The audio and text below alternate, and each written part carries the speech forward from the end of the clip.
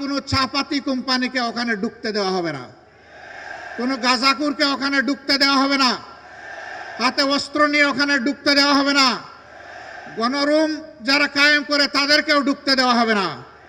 শিক্ষা প্রতিষ্ঠানে টেন্ডারবাজি চাঁদাবাজি যারা করবে তাদেরও কোনো ঠিকানা শিক্ষা প্রতিষ্ঠানে হবে না। শিক্ষা প্রতিষ্ঠানে শুধু শিক্ষা, শিক্ষার চর্চা আর গবেষণা থাকবে। যদি তাই থাকে তাহলে আগামীর বাংলাদেশ ঘুরে দাঁড়াবে ইনশাআল্লাহ। যদি তোমরা শিক্ষা প্রতিষ্ঠানকে সেইভাবে গড়ে তুলতে পারো তাহলে 24-এর এই ত্যাগ ইনশাআল্লাহ শতভাগ সফল হবে।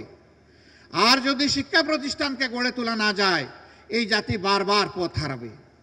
এই জন্য পথ হারা জাতিকে এখন পথের উপর টেনে উঠানো তোমাদের দায়িত্ব। এই জন্য আমরা তোমাদের সাথে আছি। এই যুদ্ধে যেভাবে 24-এ আমরা তোমাদের সাথে ছিলাম 36শে জুলাই পর্যন্ত, আগামীতেও তোমাদের সাথে থাকার অঙ্গীকার আমরা ব্যক্ত করছি। তোমরা এগিয়ে যাও, আমরা তোমাদের সাথে আছি ইনশাআল্লাহ। ইসলামী ছাত্র শিবিরের উদ্দেশ্যে আমি বলতে চাই, এখানে স্লোগানে লেখা আছে সততা, দক্ষতা, দেশপ্রেম। এই তিনটা জিনিস যাদের অন্তরে থাকবে, বুকে থাকবে, তারা ইনশাআল্লাহ জাতিকে ভালো কিছু দিতে পারবে। 77-এর 6ই ফেব্রুয়ারি ঢাকা বিশ্ববিদ্যালয়ের কেন্দ্রীয় মসজিদ থেকে এই সংগঠনটির যাত্রা শুরু হয়েছিল। 2010 সাল পর্যন্ত ছাত্র শিবির তাদের বৈধ রাজনৈতিক একটা ছাত্র সংগঠন হিসেবে তাদের অধিকার প্রয়োগ করে সদস্য সম্মেলন করতে পেরেছে। 10 সালের পরে আজ এই দ্বিতীয়বার, 10 সালের পরে এই দ্বিতীয়বার আজকে 24-এর 31 তারিখে ডিসেম্বরের অনুষ্ঠিত হতে যাচ্ছে। মাঝখানে না হওয়ার মূল কারণ আমি সবার বক্তব্য শুনি নাই, সার্জিসের বক্তব্য থেকে চলে এসেছে। সার্জিস বলেছে এই সংগঠনকে নিশ্চিহ্ন করতে চেয়েছিল হায়নারা, তারা পারেনি। সত্যের উপর যারা দাঁড়িয়ে থাকে আল্লাহ তাদের সাথে থাকেন। ইসলামী ছাত্র শিবির সত্যের উপর যতক্ষণ দাঁড়িয়ে থাকবে ততক্ষণ আল্লাহ তাআলা তাদের সাথে থাকবেন। ধৈর্যের উপর যতক্ষণ থাকবে আল্লাহ তাআলা ততক্ষণ তাদের সাথে থাকবেন।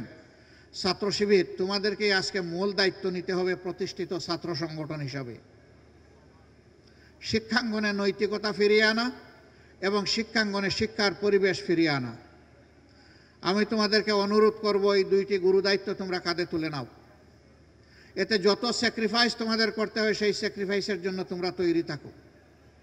তারপরেও আমাদের শিক্ষা প্রতিষ্ঠানগুলো তোমরা মেরামত করে দাও। হ্যাঁ, এ কাজ তোমাদের একার নয় এবং একা পারবেও না। এই কাজের জন্য যারা আগ্রহী, সত্যি যাদের মনে সততা থাকবে, যাদের সেই দক্ষতা আছে এবং দেশপ্রেমের ব্যাপারে যারা আপোষহীন, তোমরা সবাই মিলেমিশে হাতে হাত ধরে এই কাজটি করবে। এটা তোমাদের প্রতি আমাদের অনুরোধ।